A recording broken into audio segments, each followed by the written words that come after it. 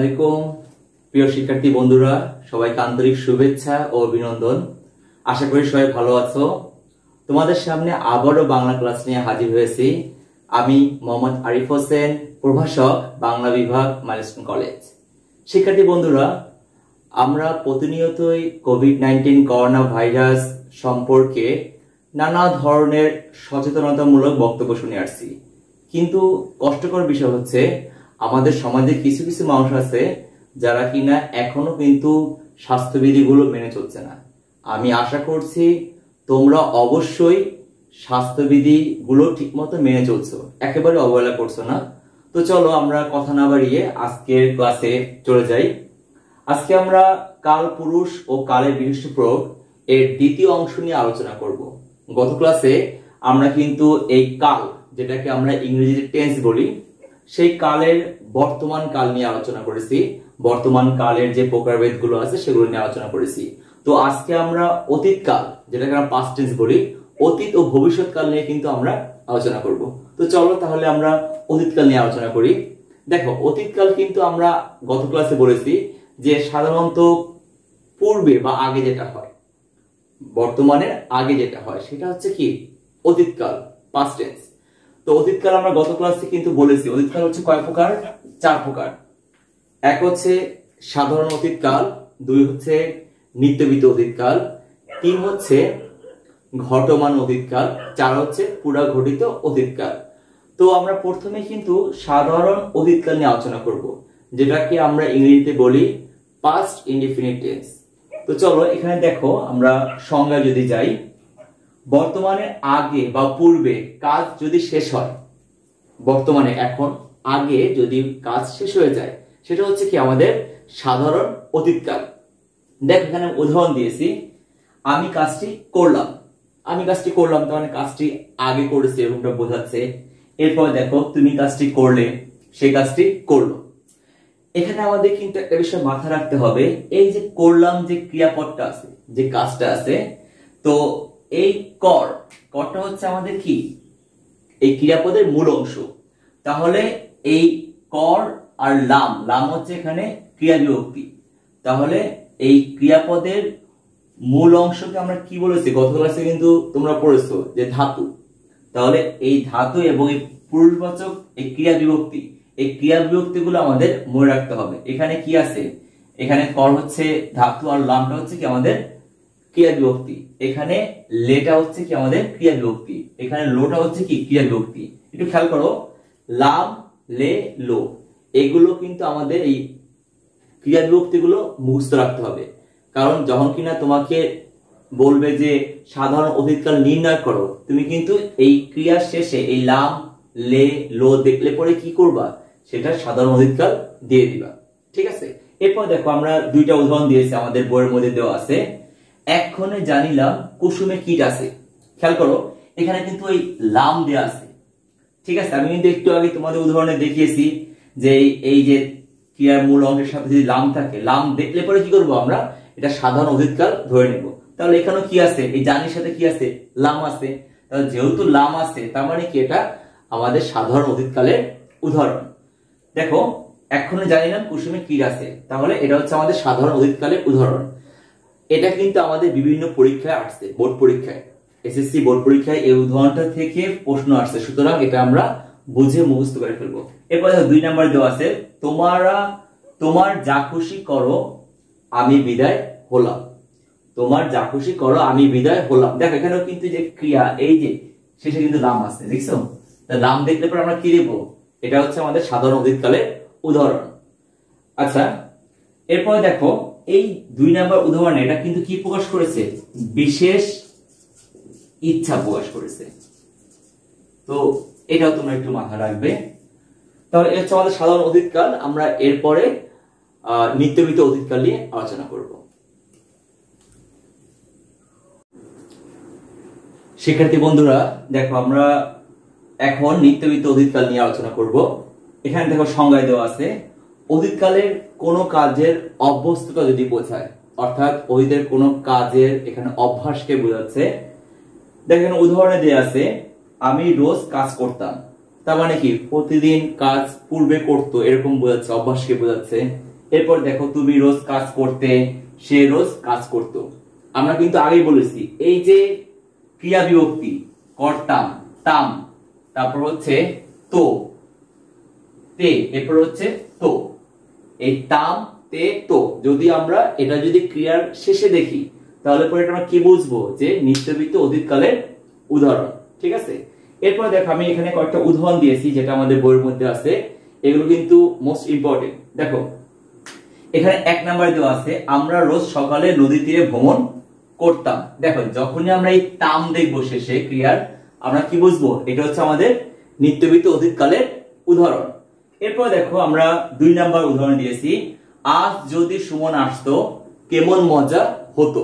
দেখো এই হতোতে কি আছে, ওকার আছে, তাহলে পরে কি এটা নিত্যবৃত্ত অতীতকালের উদাহরণ। আর একটা বিষয় তো মাথায় রাখতে হবে, এখানে কিন্তু প্রশ্ন আসতে পারে যে এই বাক্য দিয়ে যে এটা কি অর্থে প্রকাশ পেয়েছে, এটা কি প্রকাশ পেয়েছে, এটা কিন্তু কামনা প্রকাশ পেয়েছে, ইচ্ছা কামনা। তোমরা এটা কিন্তু ভালোভাবে মুখস্থ করবা, এটা আমাদের বিভিন্ন পরীক্ষা আসছে যে এই বাক্য দিয়ে দিয়ে দিতে পারে যে এখানে কি প্রকাশ করেছে, কামনা। এরপর 3 নাম্বার 27 হতো যদি 127, এটা কিন্তু অসম্ভব কল্পনা প্রকাশ করেছে।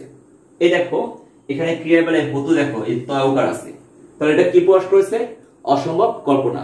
বা প্রশ্ন এভাবে আসতে পারে যে 5 যদি 500 হতো, তাহলে এরকমও কিন্তু আমাদের আসতে পারে। এগুলো হচ্ছে কি আমাদের নিত্যবৃত্ত অতীতকালের উদাহরণ। তাহলে এটা কি প্রকাশ পেয়েছে, অসম্ভব কল্পনা। এরপর দেখো 4 নম্বরে দেওয়া আছে তুমি যদি যেতে তবে ভালোই হতো, তুমি যদি যেতে তবে ভালোই হতো। এখানে কিন্তু দেখো এই ওকার আছে, হতোর সাথে শেষে কি আছে, ওকার আছে, এবং এটা কি প্রকাশ পেয়েছে, এটা হচ্ছে সম্ভাবনা প্রকাশ পেয়েছে।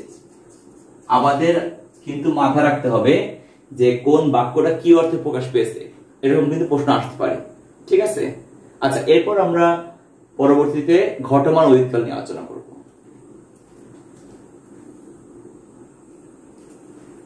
প্রিয় শিক্ষার্থীরা, আমরা এখন ঘটমান অতীতকাল নিয়ে আলোচনা করব। দেখেন সংজ্ঞায় দেওয়া আছে অতীতে কোনো কাজ চলছিল, অতীতে কোনো কাজ যদি চলমান বোঝায় তো সেটা হচ্ছে আমাদের কি ঘটমান অতীতকাল, যেটাকে আমরা পাস্ট কন্টিনিউয়াস টেন্স বলি। দেখো উদাহরণে দেওয়া আছে আমি কাজ করছিলাম, তার মানে এই কাজটা অতীতে চলমান বোঝাচ্ছে। তুমি কাজ করছিলে, সে কাজ করছিল। দেখো এই ক্রিয়া বিভক্তি যেগুলো আছে আমি আগে বলেছি এগুলো কিন্তু আমাদের কোর্স, এখানে ছিলাম, ছিলে, ছিল, এগুলো আমরা মাথায় রাখবো। দেখো এখানে আমাদের উদাহরণে দেওয়া আছে একটা কাল সন্ধ্যায় বৃষ্টি পড়ছিল। দেখো এখানে কিন্তু এ ছিল, ছিল দেওয়া আছে, তার মানে ছিল দেখে কি আমরা ক্রিয়ার শেষে ছিল দেখলে পরে আমরা এটা ঘটমান অতীতকাল দিয়ে দেব। এরপর দেখো পুরা ঘটিত অতীতকাল, কোন কাজ অতীতের বহু আগে হয়েছে এবং যার পরে কি আরো কিছু ঘটনা ঘটে গেছে, মানে এটা অনেক আগেই হয়েছে এরপরে কি আরো কিছু ঘটনা ঘটে গিয়েছে, সেগুলো হচ্ছে আমাদের পুরো ঘটিত অতীত কাল। দেখো উদাহরণে দেওয়া আছে আমি কাজ করেছিলাম, দেখেছে এখানে শুধু একারটা আসছে, এখানে কিন্তু একার নাই, এখানে কি হয়েছে পুরো ঘটিত বেলায় একার আসছে, করেছিলাম। তুমি কাজ করেছিলে, সে কাজ করেছিল, তাহলে এ ছিলাম, এরপর হচ্ছে এ ছিলে, এরপর হচ্ছে এ ছিল, মানে একার দিয়ে এ দিয়ে ছিল, ছিলাম, ছিল যদি হয় তাহলে সেটা হচ্ছে কি আমরা পুরো ঘটিত অতীতকাল ধরবো। এখানে দেখো উদাহরণে দেওয়া আছে আমাদের যে সেবার তাকে সুস্থই দেখেছিলাম, তার মানে কি এখানে এই যে দেখো এই এ ছিলাম, তাহলে এটা হচ্ছে আমাদের পুরো ঘটিত অতীতকালের উদাহরণ। এটা কিন্তু আমাদের বোর্ড পরীক্ষা এসেছে। এরপর দেখো পানিপথের তৃতীয় যুদ্ধে 1 লক্ষ সৈন্য মারা গিয়েছিল। এই দেখো ক্রিয়া শেষে কি আছে, এ ছিল, তাহলে এক কথা যদি আমরা এ ছিল, এ ছিলাম, এ ছিল যদি ক্রিয়া শেষে দেখি তাহলে সেটা কি দেবো আমরা পুরো ঘটিত অতীতকাল। ঠিক আছে,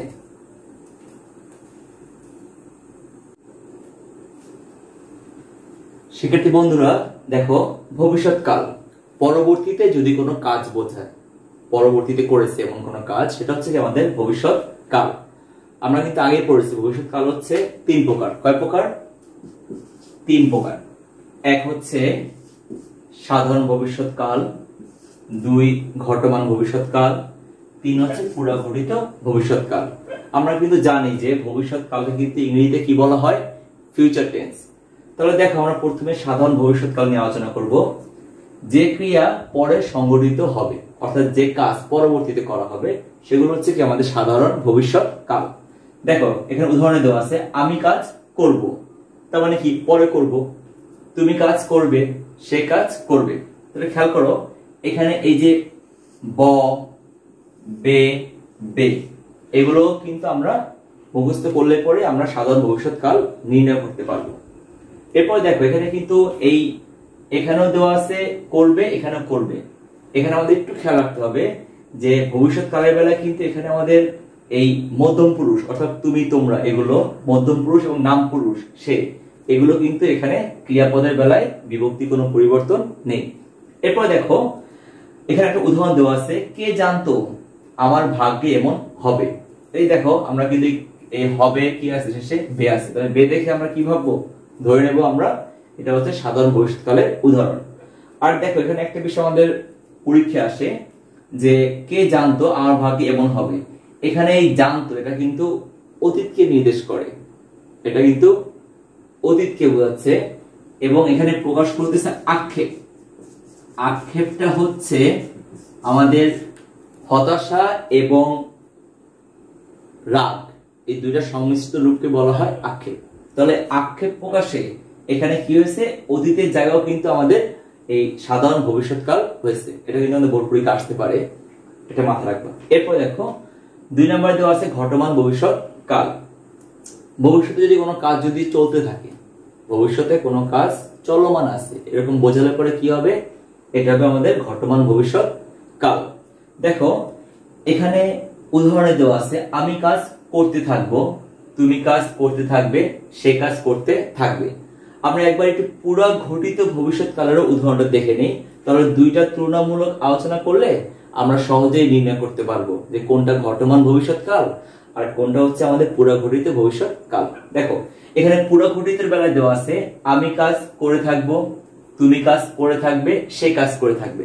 একটু খেয়াল করো এখানে কিন্তু আমাদের এই কোরের সাথে লয়ের সাথে কিন্তু কি আছে, করের সাথে কিন্তু একার আছে, একার, এরপর এখানে ব আছে।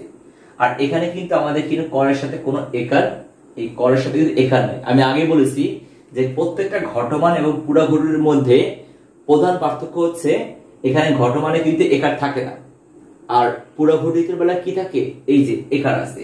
তাহলে আমরা এরকম দেখলে পরে কিন্তু এখানে আমরা সহজেই ঘটমান ভবিষ্যৎ কাল কোনটা আর পুরা ঘটিত ভবিষ্যৎ কাল কোনটা সেটা নির্ণয় করতে পারবো। অর্থাৎ এখানে এই একার নেই আর এখানে একার আছে, ঠিক আছে। তো তাহলে পরে আমরা এই হচ্ছে আমাদের ভবিষ্যৎকাল সম্পর্কে ধারণা পেলাম। আমরা এখন আমাদের বইয়ের যে শেষে যে অনুশীলনীর প্রশ্নগুলো আছে তো সেগুলো বোঝার মাধ্যমে আমরা আজকে ক্লাসটা শেষ করব। কেমন? প্রিয় শিক্ষার্থীরা দেখো আমাদের এখানে বোর্ডে 3টা কালেরই এখানে শ্রেণী বিভাগগুলো দেওয়া আছে এবং এখানে আমরা ক্রিয়া বিভক্তি যেগুলো আছে সেগুলো কিন্তু আমরা চিহ্নিত করে দিয়েছি। দেখো প্রত্যেকটা ক্রিয়া বিভক্তি বলে চিহ্নিত করা আছে এবং এই চিহ্নিত করার মাধ্যমে আমাদের বইয়ের যে অনুশীলনীগুলো আছে সেগুলো আমরা সমাধান করব। দেখো এখানে আমাদের 1 নম্বরে দেওয়া আছে রোমান সংখ্যায় কোন বাক্যে পুরা ঘটিত অতীতকালে ক্রিয়া আছে। ক আমরা গিয়েছি, খ তুমি যেতে থাকো, গ সে কি গিয়েছিল, ঘ সেখানে গিয়ে দেখে এসো। দেখো এখন যেহেতু এখানে পুরা ঘটিত অতীতকাল বলছে তাহলে আমরা এটা রূপটা একটু বোর্ডে দেখব। দেখো এখানে পুরা ঘটিত অতীতের রূপ দেওয়া আছে এ ছিলাম, এ ছিলে, এ ছিল। তাহলে আমাদের কিন্তু এখানে গ নাম্বার ছিল সে কি গিয়েছিল, তার মানে এ ছিল। তাহলে উত্তর হবে আমাদের গ, একে গ। দেখো 2 নম্বরে দেওয়া আছে কোন বাক্যটি ঘটমান বর্তমান কালের ক্রিয়া দ্বারা গঠিত। কোন বাক্যটি ঘটমান বর্তমানে ক্রিয়া দ্বারা গঠিত। ক এ কথা জানতে তুমি, খ দেখে এলাম তারে, গ কে যেন আসছে, ঘ আবার আসিব ফিরে। দেখো আমরা একটু বোর্ডে দেখি। দেখো এখানে ঘটমান বর্তমান কালের উদাহরণ দেওয়া আছে। দেখো ছি, ছ, ছে। তাহলে এখানে আমাদের প্রশ্ন বলা ছিল কিন্তু যে কে যেন আসছে, তাহলে আমাদের উত্তর কি হবে, এখানে ছে। তাহলে উত্তর হচ্ছে আমাদের 3 নাম্বার। দেখো আমাদের রোমান সংখ্যা 3 নম্বরে দেওয়া আছে কোন বাক্যটি ঐতিহাসিক বর্তমান ক্রিয়াপদ দ্বারা গঠিত? কোন বাক্যটি ঐতিহাসিক বর্তমানে ক্রিয়াপদ দ্বারা গঠিত? ক নাম্বার দেওয়া আছে আমি রোজ স্কুলে যাই। খ দেওয়া আছে বাবরের পর হুমায়ুন বাদশাহ হন। গ দেওয়া আছে কেন যে তুমি আসো না। ঘ দেওয়া আছে রোজ দেরি হয় না কেন। দেখেন ঐতিহাসিক বর্তমান বলেছে, তাহলে ঐতিহাসিক কাজ কোনটা হয়েছে এখানে? বাবরের পর হুমায়ুন বাদশাহ হন। তার উত্তর হবে আমাদের খ নাম্বার। এরপরে দেখো 4 নাম্বারে দেওয়া আছে রোমান সংখ্যায় সে হয়তো এসে থাকবে। এখানে কোন কালের পরিবর্তে সাধারণ ভবিষ্যৎ কাল হয়েছে? দেখো এখানে দেওয়া আছে এসে থাকবে। ক পুরাঘটিত বর্তমান, খ ঘটমান অতীত, গ পুরাঘটিত ভবিষ্যৎ, ঘ সাধারণ অতীত। দেখো আমরা এসে থাকবে এই ক্রিয়ার রূপটা যদি আমরা বোর্ডে দেখি তাহলে পরে কিন্তু আমরা এটা সহজে নির্ণয় করতে পারবো। দেখো এসে থাকবে এখানে কিন্তু আমাদের পুরাঘটিত ভবিষ্যতের বেলায় এই যে এ থাকবে, তাহলে কিন্তু উত্তর আমাদের কি হবে? এই পুরাঘটিত ভবিষ্যৎকাল হবে। অর্থাৎ এখানে 2-3 নাম্বারটা অর্থাৎ গটা উত্তর হবে পুরাঘটিত ভবিষ্যৎ। দেখো 5 নাম্বার দেওয়া আছে কাজ শেষ করার জন্য সে আদা জল খেয়ে লেগেছে। এখানে ক্রিয়াপদটির কাল হচ্ছে, দেখো এখানে খেয়ে লেগেছে কিন্তু এ সে। আমরা দেখবো যে বোর্ডে এ সে কোনটার বেলায় আছে।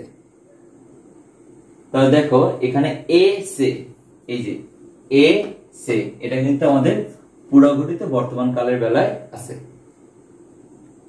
দেখো এই জন্য কিন্তু আমাদের উত্তর হবে এখানে গ নাম্বার, যেহেতু ক নাম্বার সাধারণ বর্তমান, খ নাম্বারে ঘটমান, গ নাম্বারে পুরাঘটিত বর্তমান, ঘ হচ্ছে ঐতিহাসিক বর্তমান। তাহলে উত্তর কিন্তু আমাদের গ নাম্বারটা হবে পুরাঘটিত বর্তমান। দেখো 6 নম্বরে আমাদের দেয়া আছে যে 27 হতো যদি 127। এখানে হতো কোন কালের ক্রিয়া? যেহেতু আমাদের সময় স্বল্প এই জন্য আমরা সংক্ষেপে শুধু উত্তরটা বলে দেব। দেখো এখানে যেহেতু হতো বলতে এখানে আমাদের অপশনে দেখো এই যে এখানে হতো কিন্তু ত দেওয়া আছে, তাহলে এটা হচ্ছে আমাদের নিত্যবৃত্ত অতীতকালের উদাহরণ। তাহলে এখানে উত্তর হবে আমাদের 6-4 ঘ নাম্বার নিত্যবৃত্ত অতীত। এরপরে দেখো 7 নাম্বার দেওয়া আছে 30 লক্ষ শহীদের রক্তে বাংলাদেশ স্বাধীন হয়েছে। বাক্যটি কোন কালে? এখানে দেখো হয়েছে, এখানে হয়েছে বেলায় পুরাঘটিত বর্তমান কালে দেখো এই যে করেছে, খেয়েছে, হয়েছে, তাহলে এটা হবে আমাদের পুরাঘটিত বর্তমান কাল। অর্থাৎ এখানে 7-এর উত্তর হবে 4। এরপরে দেখো 8 নাম্বার তিনি গতকাল হাটে যাননি। ক্রিয়াটি কোন কালে? আমরা পড়েছি আগে যাননি, যান নাই, এগুলো কিন্তু সবই হচ্ছে আমাদের সাধারণ বর্তমান কালের উদাহরণ। এই জন্য আমাদের 8-এর হবে খ সাধারণ বর্তমান। এরপরে দেখো 9 নম্বরে কোনটি নিত্যবৃত্ত অতীতের উদাহরণ? এখানে দেখো 9 নম্বরের বেলায় দেওয়া আছে 9-4 আমি রোজ স্কুলে যেতাম। দেখো এখানে নিত্যবৃত্ত অতীতের বেলায় এখানে দেখো এই তাম আছে, এই তাম যদি তাম থাকে তাহলে আমাদের কি হবে? এটা হচ্ছে নিত্যবৃত্ত অতীতের উদাহরণ। এই জন্য আমাদের 9 হবে 4। এরপরে দেখো 10 নম্বরে দেওয়া আছে কোনটি পুরাঘটিত বর্তমানের উদাহরণ? দেখো এখানে পুরাঘটিত বর্তমানে কিন্তু এখানে এছি, এছো, এছে আছে। এই জন্য আমাদের 10-এর উত্তর হবে 4 আমি তার সঙ্গে কথা কয়েছি, এ সি। ঠিক আছে, তো আজকে আমাদের এই পর্যন্তই পড়া। আমাদের আজকের এসডব্লিউ হচ্ছে তোমাদের যে আমি অতীত ভবিষ্যৎকাল পড়ালাম এখান থেকে 15টা উদাহরণ। কয়টা উদাহরণ? 15টা উদাহরণ তোমরা কি করবা? এসডব্লিউ জমা দিবা তোমাদের বিশেষ শিক্ষকের কাছে। আর হচ্ছে আমাদের আজকের যে লেকচার এবং গত ক্লাসে যে লেকচারটা গিয়েছে অর্থাৎ কাল পুরুষ ও কালে বিশিষ্ট প্রয়োগ অধ্যায় থেকে আমাদের কিন্তু আগামী বুধবার কুইজ টেস্ট পরীক্ষা হবে। তো তোমরা এই জন্য এই অধ্যায়টা ভালোভাবে পড়বে। তো আজকে এই পর্যন্তই। সবাই ভালো থেকো, সাবধানে থেকো, নিরাপদে থেকো। আল্লাহ হাফেজ।